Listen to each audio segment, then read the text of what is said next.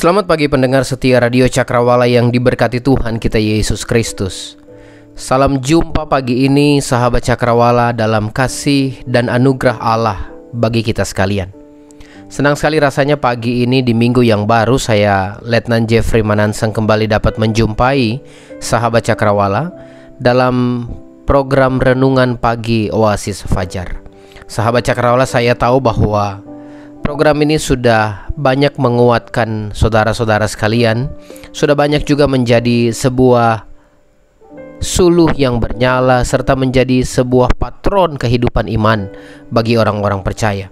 Doakanlah selalu sahabat Cakrawala, biarlah para hamba-hamba Tuhan yang mengisi acara ini dapat terus diurapi sehingga setiap paginya dapat menyampaikan kebenaran-kebenaran firman untuk menjadi kekuatan kita. Pagi ini di minggu yang baru, saya masih akan melanjutkan bagian khotbah yang saudara dengar pekan yang lalu. Tetapi sebelum kita berbicara lebih jauh, saya ajak kita untuk berdoa. Mari kita berdoa. Bapa di sorga, Tuhan Yesus Juru Selamat kami datang kepada Tuhan pagi hari ini, bersyukur dan berterima kasih untuk penyertaan-Mu dalam kehidupan kami yang sudah kami nikmati. Pagi ini Bapa, kami kembali bangun untuk beraktivitas di awal minggu ini. Kami mohon supaya sebelum kami melakukan segala sesuatu, Allah akan berbicara kepada kami melalui hamba-Mu pagi ini, sehingga kami boleh belajar firman-Mu dan firman itu boleh menjadi penuntun dalam perjalanan kehidupan kami. Hamba-Mu yang akan berbicara atas nama Tuhan, Tuhan memberkati, sehingga hamba-Mu boleh menyampaikan isi hati-Mu kepada semua sahabat Cakrawala pagi ini. Ini doa kami Bapa, berfirmanlah, kami siap mendengar. Dalam nama Yesus Kristus Tuhan kami, firman hidup itu kami berdoa. Amin, amin. Nah sahabat Cakrawala yang diberkati Tuhan, pagi ini kita sudah ada di minggu Prapaskah. Dalam kalender gereja sahabat Cakrawala, minggu Prapaskah diperingati atau digunakan orang-orang percaya gereja untuk memperingati minggu kesengsaraan Tuhan Yesus Kristus. Beberapa waktu sebelum Yesus disalibkan, ada peringatan-peringatan sahabat Cakrawala, dan kita sedang ada di minggu Prapaskah. Dan saya rasa gereja-gereja, mimbar-mimbar sudah mulai mengkhotbahkan mengenai Kristus yang akan mati itu. Nah sahabat Cakrawala yang diberkati Tuhan kita Yesus Kristus, kalau kita melihat bahwa minggu Prapaskah merupakan minggu puncak penantian. Kenapa saya katakan minggu puncak penantian? Sebab dari Kejadian 3 ayat 15, di mana waktu manusia jatuh dalam dosa, proto-evangelium atau Injil yang mula-mula itu mengenai penebusan diucapkan oleh Allah, maka itu menanti waktu yang begitu panjang untuk sampai pada penggenapannya. Dan minggu Prapaskah merupakan sebuah saat-saat di mana puncak penebusan itu atau Kristus yang akan mati di salib itu mendekati waktunya.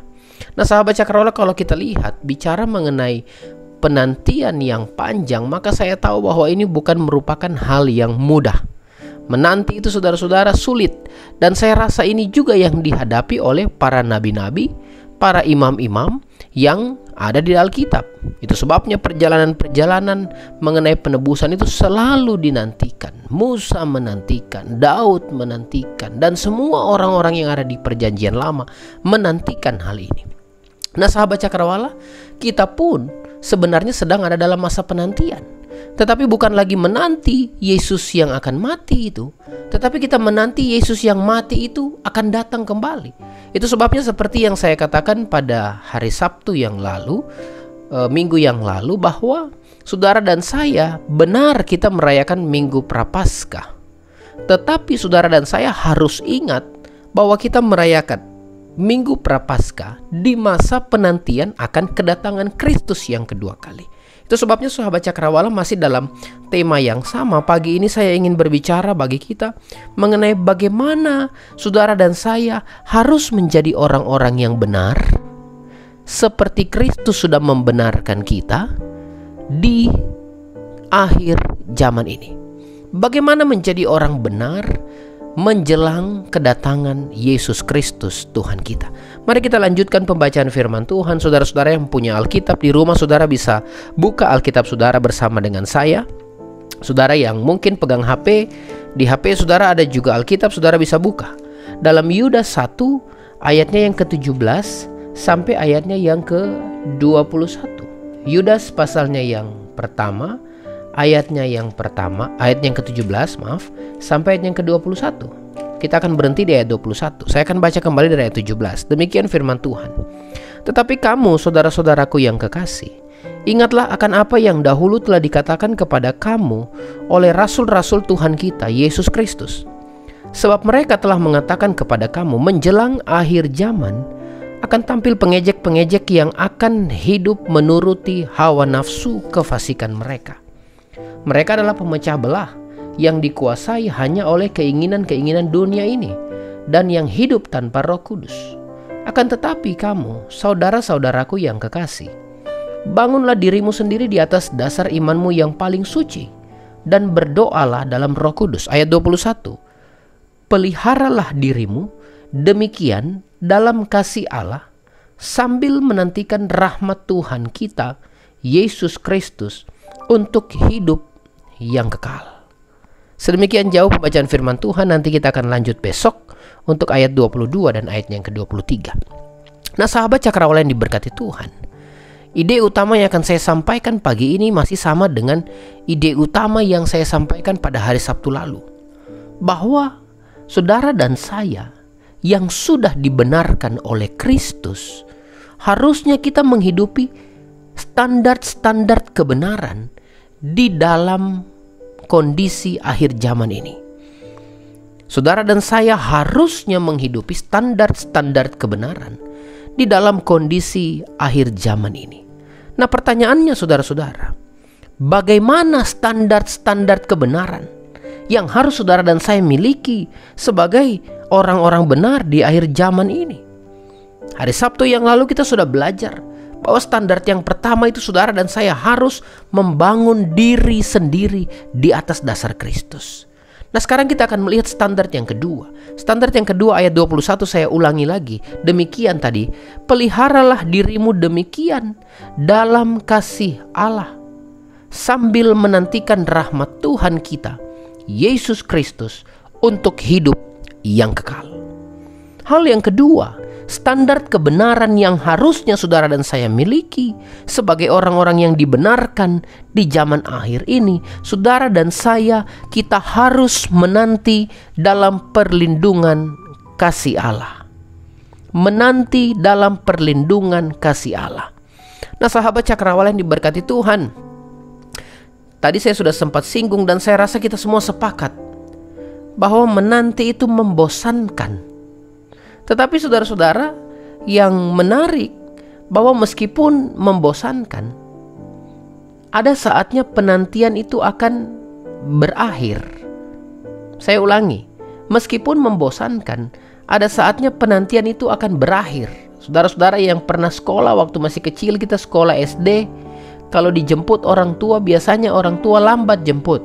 Tetapi lambat atau cepat, pasti berakhir penantian. Papa atau mama kita pasti datang jemput kita. Kita naik ke motor atau kita naik ke mobil dan pulang ke rumah. Intinya bahwa cepat atau lambat, membosankan atau tidak, menanti itu pasti ada akhirnya. Nah, kalau kita lihat dalam ayat ini, Yudas sedang berbicara kepada umat Tuhan yang sedang menanti kedatangan Tuhan. Dan saya tahu, saya yakin bahwa umat-umat Tuhan pada waktu itu maupun pada waktu sekarang sama-sama menanti kedatangan Tuhan. Dan tidak jarang saudara-saudara kita menemui bahwa ada pertanyaan-pertanyaan, kira-kira Tuhan kapan datang ya? Nah, saudara-saudara, dalam percakapan pribadi dengan istri saya waktu kami makan, saya coba bertanya kepada dia. Saya tanya begini, kira-kira kapan Tuhan Yesus datang ya? Istri saya lalu tanya, kenapa tanya begitu? Saya bilang, saya begitu rindu lihat Tuhan Yesus datang sudah. Sebab kalau lihat kondisi dunia ini begitu sulit, dan rasanya kalau Tuhan Yesus datang selesai semua kesulitan. Nah, saudara-saudara, dalam ayat ini Yudas memberi penekanan bahwa penantian orang percaya itu akan berakhir dan akhirnya adalah hidup yang kekal. Dalam arti yang lebih dalam bahwa kita yang fana ini, saudara dan saya yang fana ini, dunia yang fana ini, kita sedang menanti pertukaran kepada yang tidak fana. Oh saudara-saudara, ini sebuah pengajaran yang begitu mendalam, bahwa perjalanan hidup kita di dunia ini merupakan sebuah penantian fana menuju kepada kehidupan yang kekal. Dan dalam perjalanan itu, Yudas menekankan hanya ada satu hal yang betul-betul dapat melindungi kita. Hal itu adalah kasih Allah. Nah saudara-saudara, dalam ayat ini Yudas bilang supaya peliharalah dirimu dalam kasih Allah. Nah saudara-saudara, kata pelihara ini kadang-kadang erat atau dekat dengan petani ataupun mereka yang beternak, memelihara. Kadang-kadang memelihara ternak atau memelihara tanaman. Dalam beberapa waktu ini selama masa pandemi, saya mencoba untuk menanam bunga, saudara-saudara. Sebenarnya saya tidak terlalu hobi tanam bunga, sebab jarang sekali, saudara-saudara, bunga yang saya tanam atau tanaman yang saya tanam dapat hidup. Saya tidak tahu kenapa, saudara-saudara, mungkin karena perhatiannya kurang. Tetapi sejak saya menikah, istri saya bilang begini, tanaman itu kayak manusia. Jadi kalau mau tanam harus pakai hati, rawatnya juga pakai hati. Dan saya mencoba, saudara-saudara, dan benar. Kalau saudara-saudara jalan-jalan ke rumah saya, biasanya kalau ibu-ibu itu memperbanyak aglonema. Saya juga mencoba, saudara-saudara, dan betul, hidup. Bukan berarti saudara-saudara saya kasih tahu ini dan saudara akan datang ke rumah saya. Biasanya ibu-ibu begitu, saudara-saudara. Datang ke rumah lihat bunga, mereka akan bilang satu kata yang sama, minta dong anaknya. Ya saudara-saudara, artinya saya mau bilang bahwa kadang-kadang bicara mengenai pelihara ini, kita bicara mengenai sesuatu yang intensif, bicara mengenai sesuatu yang kita bawa secara serius. Begitu juga kalau saudara memelihara ternak, pasti akan dilakukan secara serius. Dan ayat ini menggunakan kata pelihara. Saya coba lihat terjemahan asli dari kata pelihara ini. Merupakan satu terjemahan dari kata Yunani tereo heotu, yang lebih tepat diartikan sebagai melindungi diri di balik. Sehingga kalau diterjemahkan secara hurufiah, ayat ini Yudas mau bicara supaya kita melindungi diri kita di balik kasih Allah. Nah sahabat Cakrawala yang diberkati Tuhan, penantian akan kedatangan Kristus itu sungguh akan menjadi lebih berarti kalau saudara dan saya berlindung di balik kasih Allah. Dan Yudas menekankan bahwa di zaman akhir ini, di zaman penantian kedatangan Kristus ini, tidak ada perlindungan yang paling baik selain kasih Allah. Saudara-saudara yang diberkati Tuhan kita Yesus Kristus, mari kita lihat di minggu-minggu Prapaskah ini, waktu kita merenungkan mengenai kasih Allah, mari kita lihat bahwa di akhir zaman ini semua itu akan lenyap. Rumah, harta, kendaraan, uang yang kita banggakan, orang-orang yang kita kasihi, semua akan lenyap. Saudara dan saya mungkin punya perlindungan asuransi, tapi coba lihat apakah asuransi itu benar-benar bisa melindungi kita. Harta mungkin kita banggakan, rumah yang megah saudara-saudara kita banggakan, tetapi coba kita lihat apakah semua itu kekal, semua itu abadi, saudara-saudara. Orang-orang di Sulawesi Tengah, secara khusus di Palu, pasti mengerti waktu bicara mengenai ini, dan mereka ingat tahun 2018 di mana tsunami likuifaksi terjadi, rumah-rumah mewah, mobil-mobil mewah hancur dan ditelan bumi dalam sepersekian detik, dan tidak ada yang abadi. Yudas menekankan hal penting bahwa di tengah-tengah ketidakabadian itu, ternyata kasih Yesus yang disalib itu abadi untuk saudara dan saya. Oh saudara-saudara yang diberkati Tuhan kita Yesus Kristus, mari kita lihat apa yang menjadi relevansinya bagi kehidupan kita. Saudara-saudara, di akhir zaman ini, saudara dan saya tidak punya apa-apa yang bisa kita banggakan selain kasih Allah, selain kasih Kristus. Maka seharusnya kasih Kristus itu menjadi pelindung bagi kita, sekaligus kita ada di balik kasih Kristus. Saudara-saudara, mari kita coba lihat kehidupan yang sedang berlangsung. Banyak hal-hal yang sudah bergeser. Banyak saudara-saudara. Banyak hal-hal yang menggeser kerinduan orang untuk beribadah. Hari Minggu biasanya dipakai untuk piknik, dipakai untuk tamasya, dipakai untuk mancing, dipakai untuk bersepeda, saudara-saudara. Akhirnya pandemi muncul dan orang tidak bisa beribadah di gereja. Lalu kemudian orang-orang protes, kenapa kita tidak ibadah, bla bla bla dan sebagainya. Tapi sadarkah kita bahwa kadang-kadang hari Minggu pun kita tidak persembahkan untuk Tuhan, menggeser kerinduan orang untuk beribadah. Apa yang bergeser? Ada kasih yang tulus antara suami istri. Itu bergeser, saudara-saudara. Anda yang senang baca entertainment, atau yang nonton-nonton berita, atau lihat-lihat di Facebook, Anda pasti akan tahu. Ada film-film Korea yang menceritakan mengenai perselingkuhan suami istri. Ada juga kisah-kisah nyata, saudara-saudara. Ada satu band yang terlilit perselingkuhan antara vokalisnya dan pemain musiknya. Dan macam-macam, saudara-saudara. Menggeser kasih yang tulus. Tidak lagi ada di balik perlindungan kasih Allah. Apa yang bergeser? Kejujuran bergeser. Rasa takut Tuhan bergeser. Hati-hati, saudara-saudara. Saudara dan saya bisa terjebak lumpur dosa. Kita tidak punya perlindungan lain. Kasih Allah itu perlindungan kita. Saudara, jangan pernah bergeser iman kita hanya karena kita bilang, Tuhan kenapa kau tidak datang-datang. Saudara, jangan pernah bergeser pengharapan kita hanya karena kita menanti kesembuhan dari penyakit kita yang tidak pernah kunjung datang. Saudara-saudara, jangan pernah bergeser kasih sayang kita hanya karena kita tunggu suami kita berubah, hanya karena kita tunggu istri kita mungkin berubah sifatnya, tapi tidak berubah-berubah. Akhirnya bergeser kasih sayang kita. Dan orang Kristen tiba pada satu kata, cerai. Hati-hati, saudara-saudara. Jangan pernah luntur kemauan kita berdoa hanya karena doa kita belum dijawab. Saudara dan saya, kita sedang ada dalam penantian akan kekekalan yang saudara dan saya akan miliki. Kita sedang ada dalam penantian di mana Kristus akan datang kembali dan kita akan hidup bersama-sama dengan Dia. Maka mari kita melindungi diri kita di balik kasih Allah. Mari kita melindungi diri kita di balik cintanya Allah.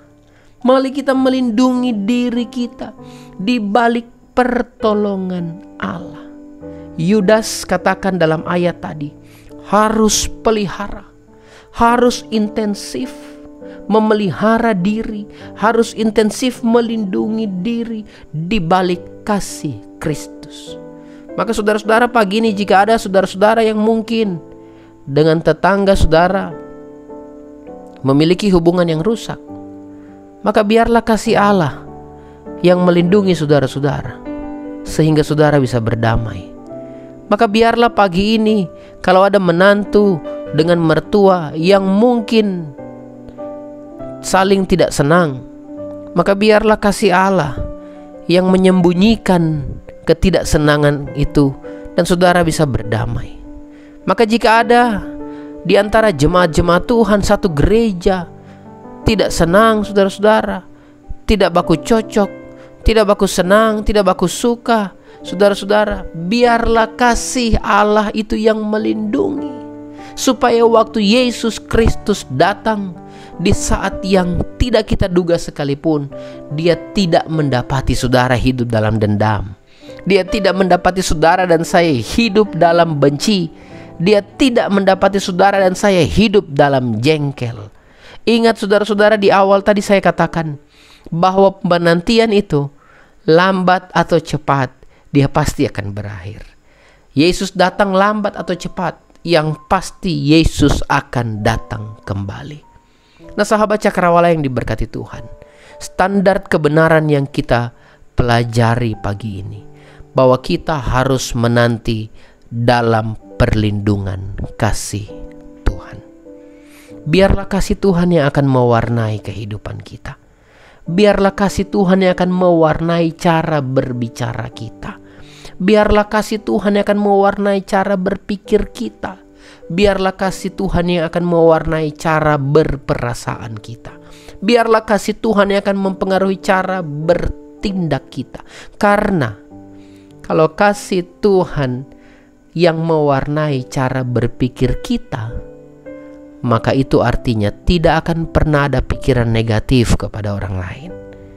Karena jika kasih Tuhan mewarnai cara berbicara kita, maka tidak ada maki-maki dalam rumah tangga. Karena kalau kasih Tuhan yang mewarnai cara berperasaan kita, maka tidak ada maaf yang terlalu sulit yang tidak dapat saudara dan saya berikan.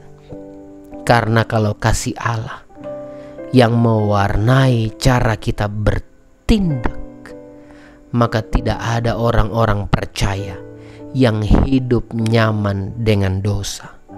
Saudara-saudara yang diberkati Tuhan, biarlah perenungan ini akan membawa kita dalam satu momen kehidupan di mana saudara dan saya sadar kita sedang menanti Tuhan yang akan datang, dan penantian itu pasti, dan kita harus terus berlindung di balik kasih Allah.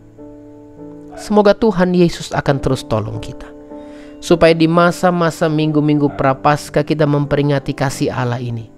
Kita bukan hanya memperingatinya, tetapi kita juga hidup di dalam kasih itu. Kita berlindung dalam kasih itu.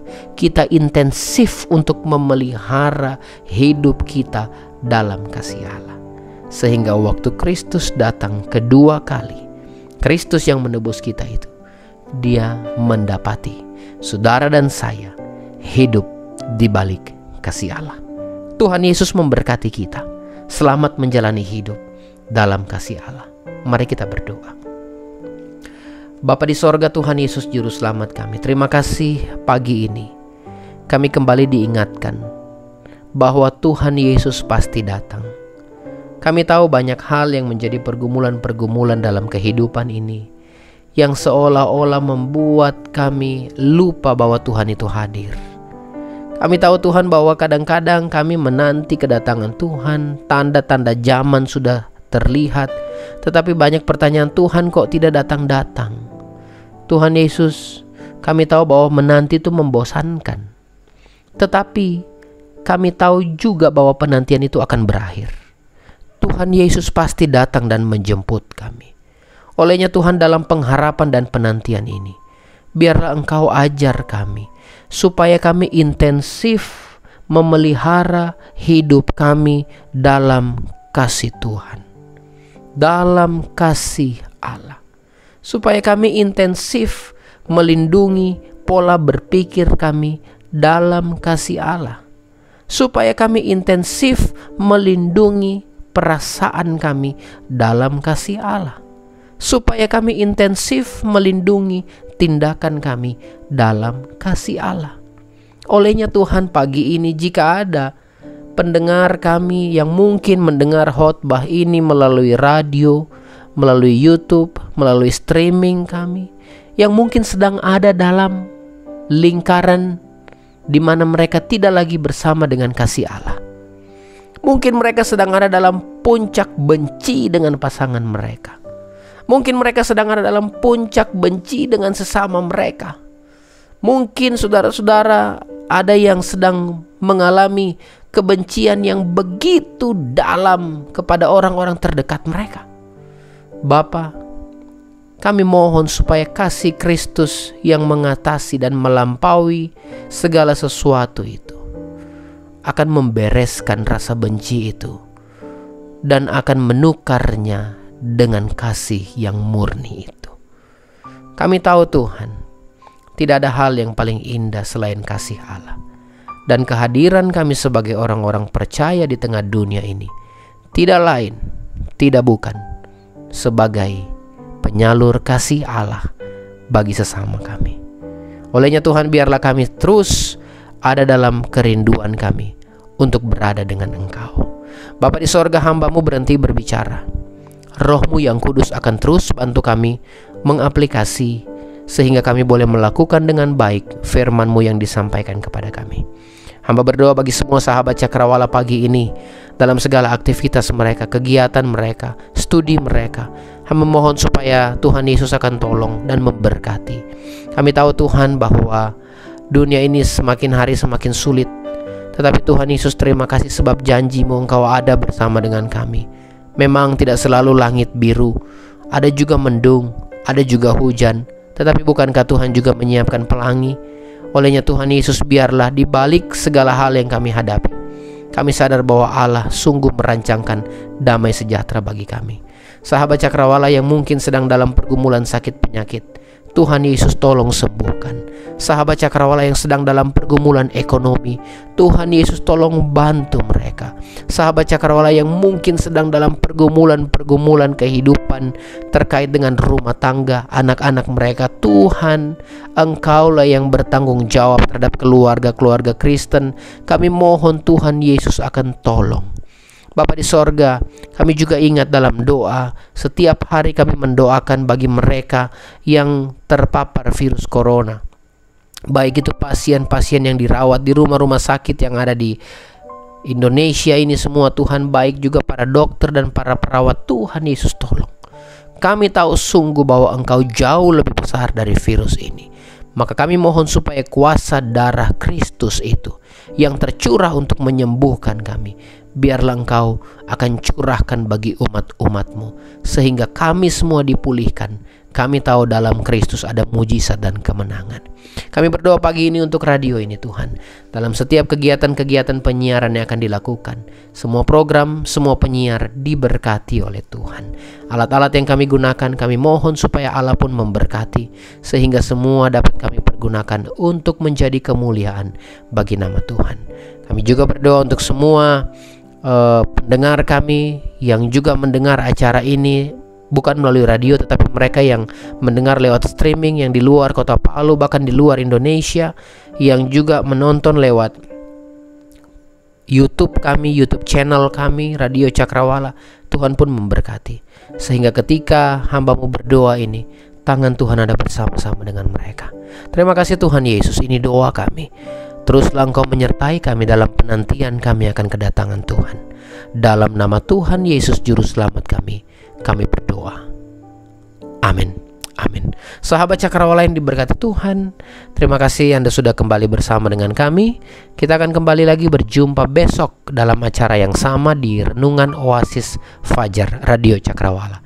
Dari Maluku, Jalan Maluku nomor 20, saya Letnan Jeffrey Manansang yang bertugas. Pamit undur diri, selamat beraktivitas sahabat Cakrawala. Selalu andalkan Tuhan, jangan lupa menggunakan protokol kesehatan. Sampai berjumpa lagi, Tuhan Yesus memberkati.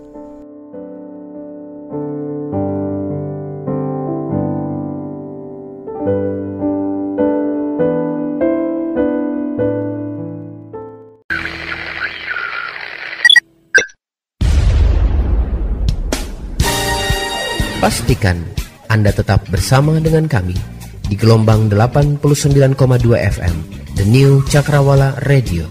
God bless us.